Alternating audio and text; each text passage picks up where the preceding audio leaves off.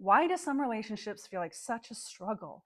And why does it feel like things have to be so hard with some people? And why can't they just be the way that you know that they should be?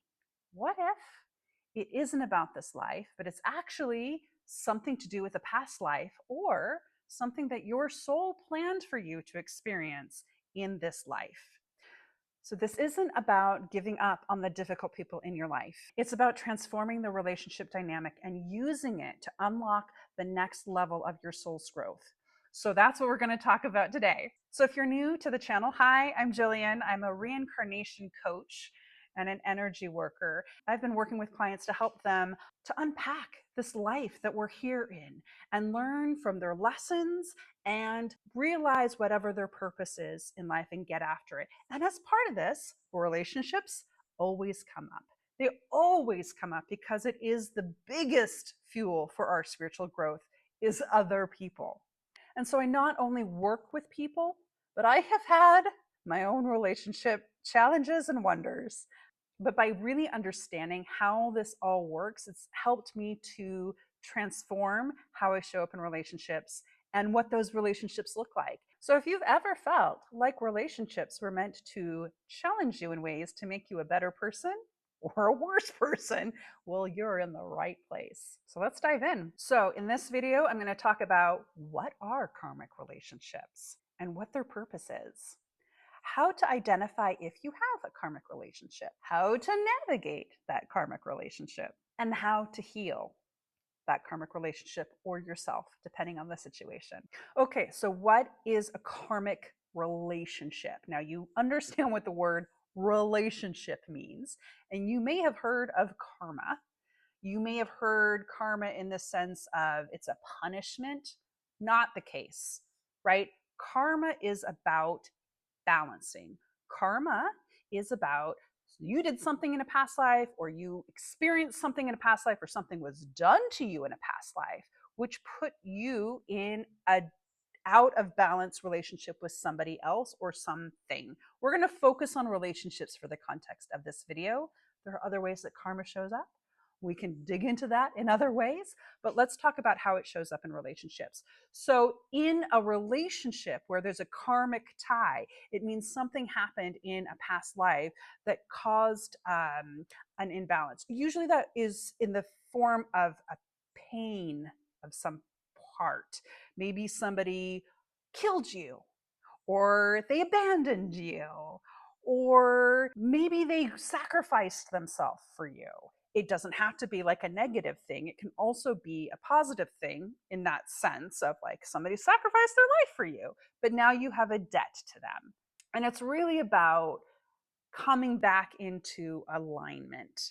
So you had this experience in a past life where things were out of balance. We'll say out of balance. It could be negative or positive.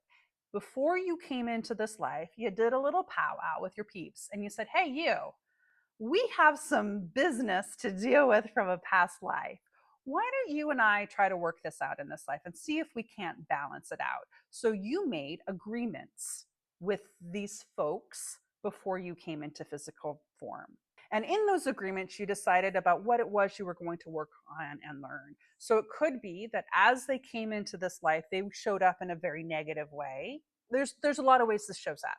So one way it can be is that they show up in a negative way to cause a dynamic between the two of you. Another way, it could just be that you two are coming together to learn something between each other, to learn acceptance or love or how to communicate, right? How to respect each other. So it could be something that you are learning to give each other, and it could be simply something that you need to learn about yourself or a place that you need to come into with yourself that this other person is triggering, or that you are triggering in them. And it can be all of the above as well. But in the end, the opportunity is to evolve some part of yourself, to release something from your past, to heal it, to let it go, and then to become a bigger, brighter being that you are destined to be. Okay, so what are some characteristics? I mean, we've talked about this. You may have some clues, right? Of people that you are in some dynamics with. You probably already have some in mind before you clicked on this video. One of the clues is sort of an intense connection. Now, karmic relationships can happen with people that are in your family. It could be your mother, your brother, your father, whatever, often is. We often have stories with those around us. It could be in friendship relationships, and it can be in romantic relationships. You see this a lot in romantic relationships, but it doesn't only have to be in romantic relationships. So, in looking up these relationships in your life, are you in relationships, or have you had relationships where there's a little bit more of an intense connection? And that intensity could be a positive, like you charge each other up, or it could be a negative, that you really struggle and have this battle with this person. That is one clue that this is a karmic relationship. Another clue is that maybe there are some repeating cycles, that you keep on having the same story with the person over and over again, and it just shows up in different ways, but there's this wound underneath, or this dynamic that you're working out with this person. And in romantic relationships, particularly, it can have sort of this meant to be feeling, this destiny sort of a feeling, this intensity that isn't always long lasting. I think my biggest clue often that there's a karmic relationship is when the emotions seem a lot bigger than the actual experience you're going through. So perhaps there's something that's happening and your anger about it just so big compared to what the actual situation is. So that if you were to describe this situation to somebody, they'd be like, okay, well, you're getting a little intense there. I don't know why you're so worked up about this. It's because there's an older problem underneath all of this that you're really dealing with. And this experience that you're having right now is just the latest in a series of things when there's this deeper root that needs to be healed. So that, I think, is a huge clue that there's a karmic relationship afoot. Okay, so there you go. That is kind of in a nutshell what a karmic relationship is and how to identify it. Now, what is the purpose of a karmic relationship? I talked about this a little bit at the beginning, but let's dive into it a little bit more. The purpose of it is to challenge you in some way so that you grow and learn and understand yourself and the other person more in some way. Ideally, if it all works out. I personally like the idea of trying to learn and experience whatever it is I need to learn in this relationship, because if you don't work through it, guess what? You get to go through it again in future lives. And I will admit, there have been a few relationships that I've been like, well, we weren't able to figure it out in this life. And I just am going to have to see you next time because I don't have it in me to work on this relationship in this lifetime. And that's okay. But when I can, I try to understand myself and what it is that's going on with me so that it can shift things in this life so that I have a better chance for a happier life in the next life. So these lives are working out some karma between the two of you, or maybe more than two of you, depending on what your dynamic is. So it's to rebalance and resolve that past life trauma. But it also can be that as you came into this life, you chose that there were certain things that you wanted to learn and accomplish. And it could be that having this person in your life could help you learn some of those lessons, that perhaps you really wanted to understand power, and you want to understand, you wanted to feel more powerful. Well, maybe you chose this relationship that caused you to feel powerless, right? That caused you to feel powerless in this situation, so that you had to heal the feeling of powerlessness to work through, to get through to the other side, where this person might push you and push you and push you until you have to show up a different way. Very powerful way to learn and grow is through relationships in that manner, where other people are pushing you so that you have to show up differently. So powerless is an example that I just used. It could also be self-love, where maybe you're not getting love from other people and you're needing to learn how to love yourself. Could also be forgiveness. Maybe you need to give the other person some forgiveness. Maybe you need to give yourself some forgiveness. There are a lot of different lessons and things that we can be learning in these dynamics that we're in. And ultimately, these relationships act as mirrors, right? Whatever it is that we're working on within ourselves, we manifest in the external world.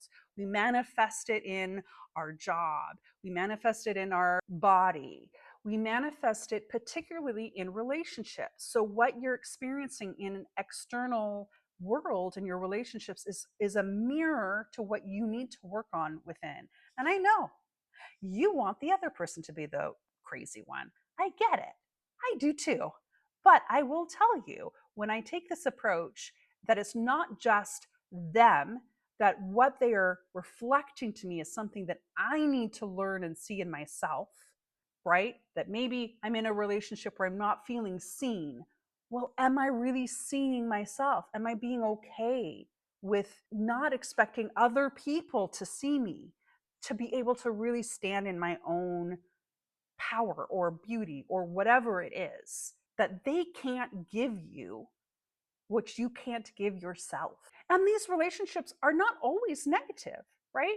They aren't always having to be challenges. You can have some really beautiful, healthy karmic relationships with people that are really there to help encourage you and support you in growing. So perhaps you did have a past life where you sacrificed yourself for somebody else. And maybe that person is now showing up to try to rebalance. And so they're coming in to try to help you and support you, help you find a beautiful way to live your life. Or conversely, that you're trying to do that for somebody else. So relationships, they're complicated, but they have, no matter what format they look like, negative or positive, they have a gift for you. So the more you can find out what that gift is, the more you can really make the most of that relationship. Okay, so how to recognize if you're in a karmic relationship. I mean, I will say a lot of people in your life are people that you've had previous lives with. That's how it works. We like to show up in sort of soul families and soul connections, and we have stuff we're working through. We didn't finish it up, so we just show up again in the next life to try to work through things. But that doesn't mean all relationships in your life are from past life. You can start new ones as well. You can, you know what, maybe there was one you finally concluded whatever your karmic debt is, and you're like, I don't want to deal with you anymore. And then they exit your life. So if there are some of those relationships in your life now that you're like, I don't want to deal with this person anymore, great. Let's figure that out. Let's clear up that karma so that you don't have to bring that person into the next life. That's an option. So what are some signs that you're in a karmic relationship? One, there's like an instant connection, an instant feeling of familiarity. I've had several of these where you show up and you just automatically feel like you're continuing a conversation as if you've known each other forever, right? Or just that feeling of familiarity where you just feel automatically comfortable with somebody, or you instantly feel like you don't like that person. You instantly have some anger or resentment or something that doesn't really make any sense when you look at the life story that you're existing in with this person. That there's something familiar or triggered or whatever just at the get go. That's one of the signs. Two, as I said at the beginning, it can be intense. So there might be a lot of emotional highs and lows. You might love this person and then you might hate them. It might be something where there's just, again, that experience that your emotions are just a bit more outsized than what the current reality is. It's because you're still reacting from previous stories that are still hanging out in your subconscious and on your soul level. So it could feel a bit like being on an emotional roller coaster. It could also be a codependent relationship. That can be a sign that there's some dysfunction in how the two of you interact. Oh, another one is if you feel kind of stuck in the relationship, that you're not able to walk away from it. That there's this something that keeps pulling you into this person, even though you know it's not a healthy relationship. Definitely a big clue that there's something more at stake or something for you to learn in that relationship. And finally, just emotional burnout, right? That this is such a tempestuous relationship that it just is exhausting. Okay, so now you know what a karmic relationship is. You may have identified a few in your life that you might currently be working on or working on the past. How do you now deal with this sort of a relationship that you have, that you want to figure out? Well, first of all, recognize that this is an opportunity, right? So instead of seeing this as a problem or a challenge, a negative thing, to be able to say this is an opportunity for you to learn and grow and rebalance yourself and your soul to evolve and become bigger, brighter, beautiful being. So this relationship can be a teacher. It doesn't have to be a forever relationship, though it can be. It can be just for a time period, that's fine. But really use this relationship as a mirror.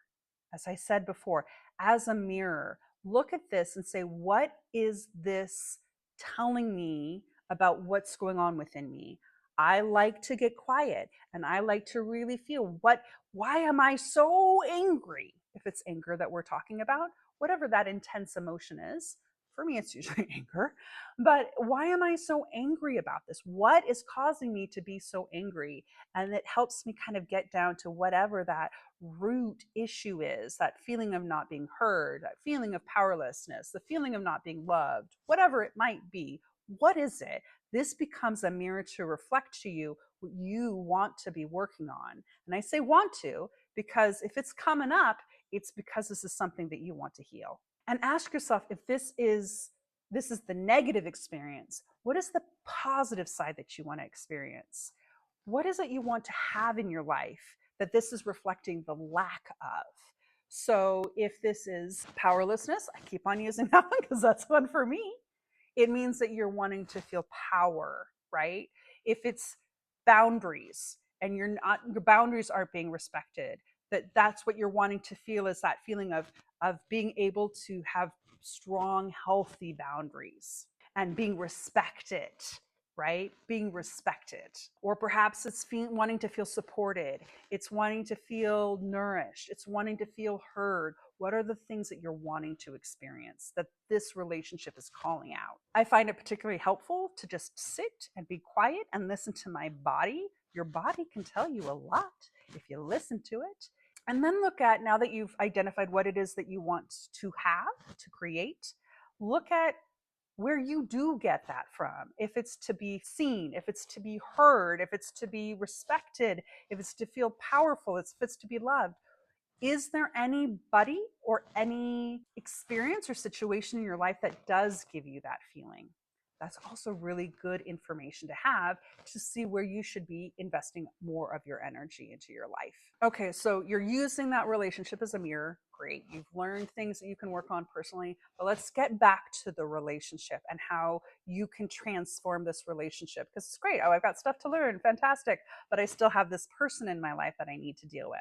So one of the things that can be hard is to know how to set boundaries. Decide, now that you know what it is that you're wanting to feel, set some boundaries to say this is what is okay and this is what is not okay. Boundaries can be hard. I get it, but they're important. It's a way for you to respect yourself, right? It's a way for you to show your self-respect and love, is to be able to say, this is what I'm not willing to have in my life, and this is what I am willing to have in my life. And that's okay. That's great.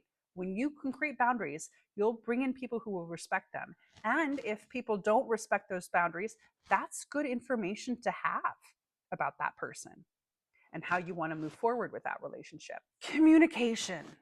I think communication is the most important part of relationships, is to know how to communicate. If this is a relationship that you feel is one you want to nourish and that has a potential to be a really positive relationship in your life that you want to continue to have, and sometimes even if it's one you don't want to have, it's so important to have a conversation. Now, it's important to get to a place to have a conversation where you are able to look at it from that higher soul level. What's the purpose of this relationship? So that you can be in a place where you can really hear them, right? This can be hard. Communication, perfect communication can be really hard. I know for myself, sometimes what I have to do is like throw everything into ChatGPT and be like, okay, make this not quite so emotional. And then it kind of can come back with a way for me to express myself, taking out some of the blame and the anger. But yeah, the more you can communicate from a place of yourself and what you need and what your experience is, as opposed to putting judgment and blame on the other person and being into attack mode with the other person, the more you're going to have a fruitful communication with that person. Now, communication is a huge topic. I would really recommend going and looking at, if you're needing help on how to communicate effectively in a relationship, please go out and seek some resources, because being able to communicate in a way where you're respecting that other person is key to being able to have a healthy conversation with that person. Now, not every person is going to be in a place where you feel safe to have that kind of conversation. They might not be healthy enough themselves, mentally, emotionally healthy enough to have a productive conversation. That's okay. You don't have to push yourself into conversations that you do not feel are safe. One of the things that I like to do to help is to have a soul to soul conversation. Full woo woo, of course, but that's what we're here for. I do find it really, really helpful because it shifts the energy. So, how do you have a soul to soul conversation, right? That's where you kind of sit yourself down someplace quiet. You can also do it through writing if that works for you. But essentially, you want to communicate to that person's soul. And you can do that mentally through telepathy. But you can also do that just sitting down and imagining that that person is there and speaking to their soul, right? And to be able to say what it is that you need to say or write what it is that you need to write. This allows you the chance and your soul the chance to process through these emotions and feelings. And the thing is, as beings, we are telepathic in our soul nature. We can communicate telepathically. So you can work with that soul. The physical body might not register that conversation, but you are going to find that something does shift. I'm going to bet. I mean, maybe not, but I have found that when I do this sort of work and shift things on more of a soul level and come to a different place and understanding with that person, the relationship shifts. And sometimes that means that relationship leaves. But it can also mean that that person shifts in how they show up to me as well. How you are putting the energy into the relationship. If you're shifting the energy you're putting into the relationship, it shifts the relationship. So a soul to soul conversation is a great way to shift the way that you're showing up in that relationship. It's great if a relationship is something that can be shifted and transformed and be brought into a healthy place. But it is also okay that sometimes you have to let go of relationships. Like I said, sometimes there have been relationships where I've been like, I don't think that I and the other person and how we are together is something that can get to a healthy place in this life. And so I have to kind of say, okay, this is not healthy. This is not helping me in my life. And so maybe I need to move forward. You can always continue to work on that relationship, even if that person isn't in physical reality with you. I think one of the things I particularly want to underline and I want to talk about if you're in an abusive relationship, if that's mentally abusive, emotionally abusive, physically abusive, do not feel that you need to stay in that relationship to learn something that you're learning through the abuse. The truth is, the lesson to learn is to say no to abuse. The lesson to learn here is to say you are more than this. You do not need to have this in your life.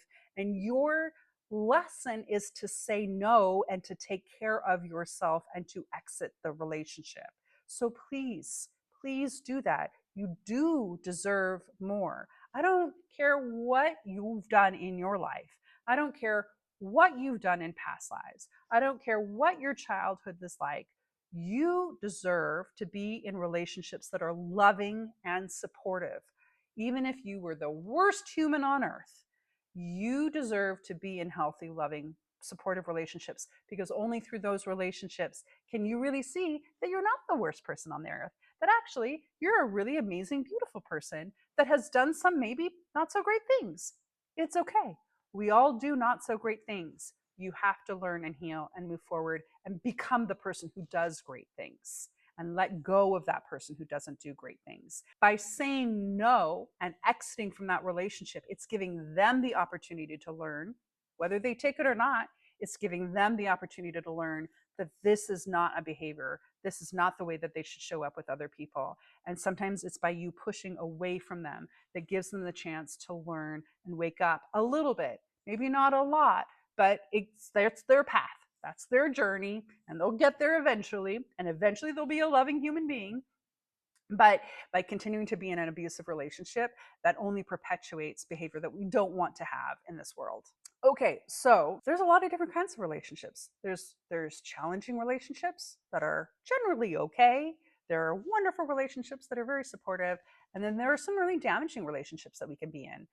Perhaps we had parents that really were cruel to us, or we had lovers that were abusive towards us, or whatever it might be. We can become wounded from these relationships. And it could be a wound from a past life, sure, but that wound is still there, and that wound needs healing. So let's talk about how you can heal so that you don't continue to bring in these types of relationships. Because until you heal that wound, you're going to continue to bring in those relationships so that you can go, oh, wait, I've got a wound I need to heal. So let's heal it. Let's heal it. Forgiveness, of course, that's everybody's favorite one. I do recommend it. It's a great way to go, because what forgiveness is really doing, it's not saying that what they did was okay. Nope. That's, for me, my perspective is, as much as I want to be the judge and jury of people, that's human.